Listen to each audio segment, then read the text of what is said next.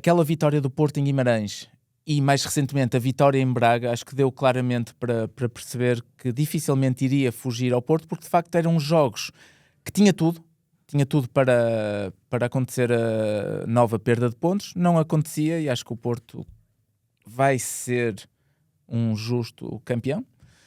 Como as coisas mudam de um ano para o outro, não é? Uma clara diferença de 20 pontos de uma época para a outra. O Porto, curiosamente, o ano passado, no mesmo dia ou na mesma altura, jogou contra o mesmo Estrela da Amadora. Exatamente. Eu estive a comparar os dois 11 e a diferença é clara. Isto também serve... Atenção que o trio da frente não era muito diferente daquele que já foi Denis utilizado. Gul também foi, exatamente. Denis Gul, Mora e PP. E PP, exatamente.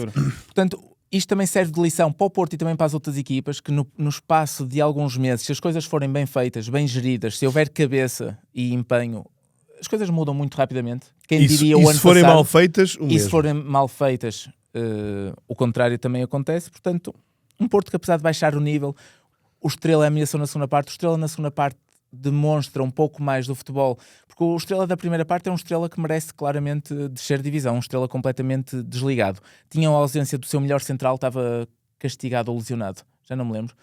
O melhor central do Estrela tinha-se lesionado, tinha levado amarelo no jogo anterior, e agora não me estou a lembrar do nome. Chiapo.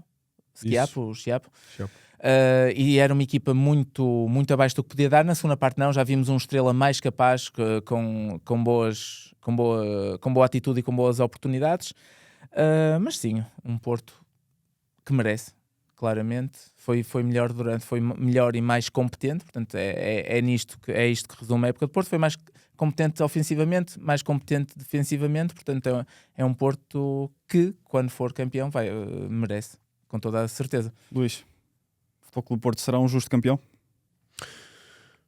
Acho que não pode haver dúvidas, sinceramente.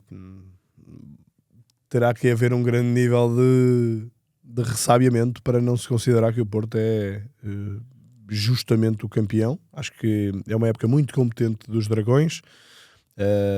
Muito mérito para Farioli, e diria que o maior mérito é para Farioli, porque, como vocês disseram, a equipa, se calhar em termos de nomes, alguns nomes não difere muito do ano passado, mas em termos de performance, em termos de fome e de ambição, nada a ver. Eu lembro perfeitamente do jogo ano passado e lembro-me de acabar o jogo sentir o Porto livrou-se de uma humilhação, porque aquele 2-0 foi zero humilhante em relação ao que se passou.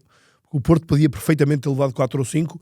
Eu lembro perfeitamente que o Diogo Costa foi o melhor em campo do Porto nesse jogo, e por isso é uma diferença atroz entre um jogo e outro, e que simbolizam na perfeição o que foi a época e o que está a ser a época do Porto este ano. Portanto, muito mérito para Farioli, pela forma como também transformou muitos destes jogadores, e essa transformação é algo recorrente. Quando um treinador vem com uma injeção diferente, com uma capacidade diferente e às vezes também com uma limpeza, um distanciamento. Estou-me a lembrar do Roger Schmidt, o que ele fez em jogadores que estavam em fim de linha, como o Rafa, como o Grimaldo.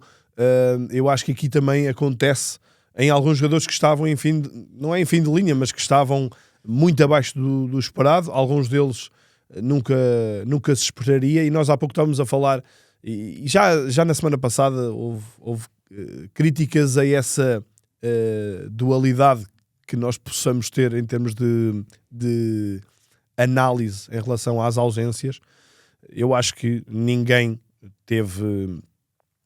foi tão prejudicado por ausências como o Sporting, mas efetivamente o Porto vocês sabem todos, eu não sou o maior fã de Samu, reconheço-lhe evolução na primeira metade da temporada, reconheço-lhe também que é um avançado que destrói uma defesa em termos físicos, em termos de ser chato, sim, no bom termo, mas ainda acho que é um jogador verde em muitas coisas, e acho que tem um lado mental a ser muito trabalhado. Mas a verdade é que o Porto, eu acredito que o Farioli tenha preparado a época em que se calhar De Jong ia ter quase tanto protagonismo como o Samu, e perdeu logo o De Jong, em que depois consegue ir ao mercado de janeiro, quando é possível, e à procura de uma solução para dar outras soluções ofensivas, e depois perde o Samu. E portanto basicamente andou sem ponta de lança meia época e andou com um quando devia ter dois durante outra meia época.